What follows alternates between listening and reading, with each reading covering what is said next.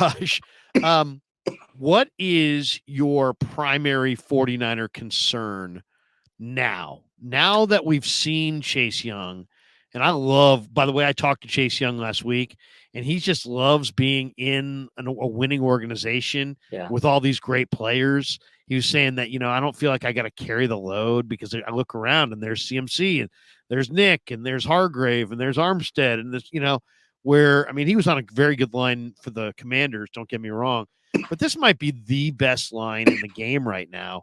And now that they have him, I'm not as concerned about the pass rush. Still, the backup guys, we'll see, but that's no longer the primary concern. And I think he also is pretty good at setting the edge in the run game. Mm-hmm. I love the way the Niners looked Oof. against the run. I love the combination of the tight coverage. A lot of those sacks early in the game were coverage sacks. Yeah. But before I get into my primary concern, what would you say yours is at this point? Yeah, you know what? They fixed a lot of the issues that were there because you nailed it. The run defense was atrocious over the last couple of weeks, and this weekend, wow, they shut down ETN. They didn't just stop him; they shut down, and he was he was one of the reasons I was like, oh man, this is gonna be a tough game because ETN's all-purpose machine, just like CMC, he did nothing. They stoned him, so that was a big concern for me.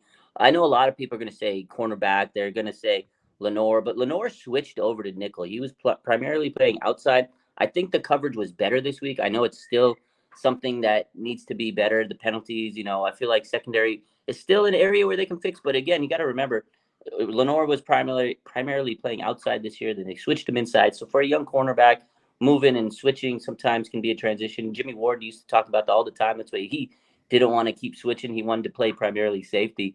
They played him at nickel and stuff like that. The biggest issue to me, though, still right now has got to be the right tackle spot, the right side of the O line. I know we've always talked about that, but Feliciano looked good coming in for Banks. He's looked good this season. I know Kyle touched on it that he's probably going to platoon with Burford when Banks comes back. I think he might need a start. And Jalen Moore, I feel maybe you move him at to right tackle spot. Colton McKivitz, he rolled his ankle. I think it opens the door for Jalen Moore, who's played better than him. So I feel like if they can kind of rectify that O line, it would be a lot better for this team because when they play against Seattle, when they play against Philly, those defensive lines, especially Philly's D line might be the team that rivals the 49ers in terms of D line talent.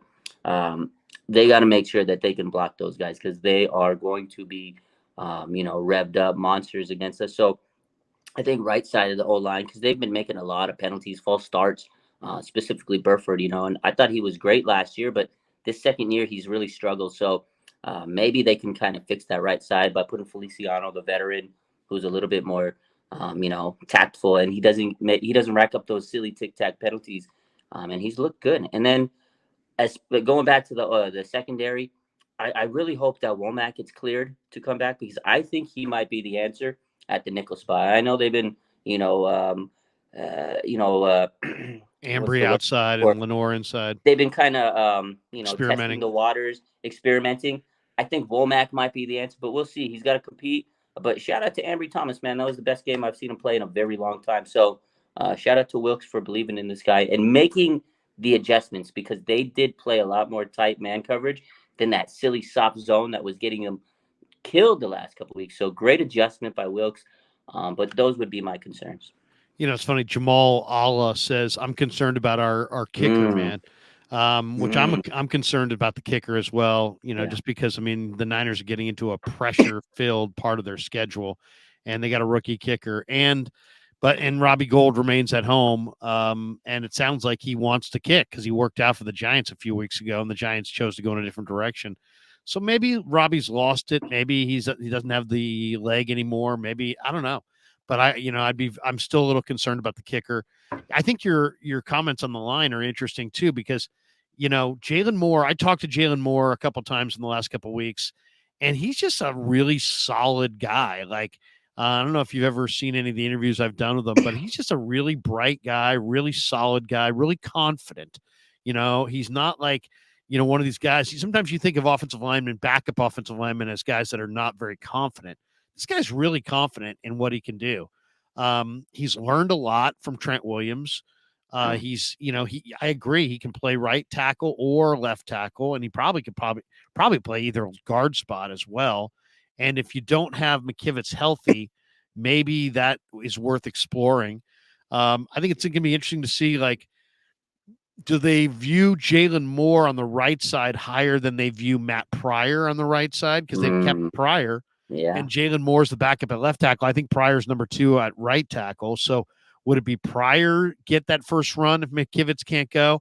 I agree with what you're saying about Feliciano. Feliciano had a couple pancake blocks this week, and he's just really physical and he's really trustworthy. The only thing about Burford is Burford, in a lot of ways, is the physical prototype. I mean, it's not like I want to throw Burford away. I think Burford is the future. I mean, Burford's got the absolute perfect physical prototype as far as size, strength, arm length, build. He's got the perfect build. Now, I know it's tough to transition from college offensive tackle to pro guard, and then it's not always a straight line, right? He had a good rookie year, but he may have regressed a little bit this year. Seems like they can't have a running play between the tackles where Burford doesn't get called for a penalty.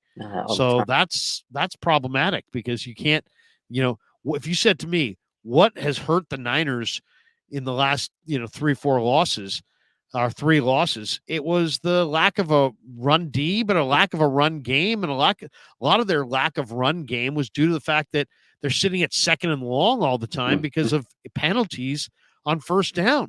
So, you see it when you watch the game close, how much a single penalty will derail an offensive drive. Even just one. Doesn't matter what it is. False start, anything at all that makes you fall behind the chains just puts so much pressure on the quarterback and the entire offense to convert that first down. So you really can't do that. They gotta stay ahead of the chains. So that, if Burford's going to keep making penalties, then he's probably got to be replaced. Even if he's the prototype, but, then Banks has got the turf toe. And I know guys who have had turf toe and they came back in days. I know guys who have had turf toe and they never came back again. So it's like, I mean, it's one of those injuries where just cross your fingers that it's not a serious turf toe, problem, because turf toe can be a career ending type thing. I know that sounds crazy. It sounds harmless, doesn't it? Turf toe. But it's really not. I mean, it's debilitating. So it's like, hopefully Banks gets back soon. Because he, Banks was also having a pretty good year before he went out.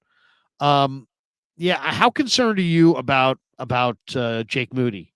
Oh man, I didn't talk about him because when I mention his name, I get PTSD. So if we're gonna be real with it, we do have an issue with kicker because, man, I get so nervous every time he's going to kick. I'm just like stomach is queasy. I'm like, oh my God, that second field goal he made the other day, holy moly, how that was like the closest you could be without missing. That was so close. He hit it straight, but it was like 2.5 inches inside the bar. I mean, it was, God, man, I don't know. And you hit the nail on the head, Larry, is if the 49ers get into a pressure situation, a game-winning field goal situation against like a big-time, team or in the playoffs, Philly, whatever, Lions, whatever the case is, I don't know if he's going to make the kick because I just don't trust him right now. And it's the pressure, the fact that he was drafted in the 3rd round, I think that's mounted up.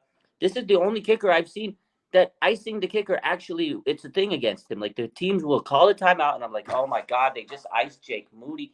I get stressed out watching him. Oh, man. I mean, you saw the game last night, Monday Night Football.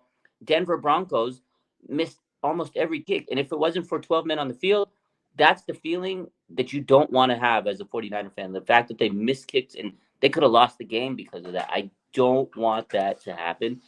And you're right. I kind of feel stressed out when the man's kicking. They don't have any other options. I hope he figures it out, but he's making them. I don't care how he does it. If it's just an inch by the goalpost, the crossbar, that's fine. Just make him. Don't miss him, because if he misses him, oh, man, I don't know if he's going to be able to show his face up in San Francisco or Santa Clara for that matter. Oh, man, he is. Just make it. Yeah, seriously. I mean, that's really the bottom line on that.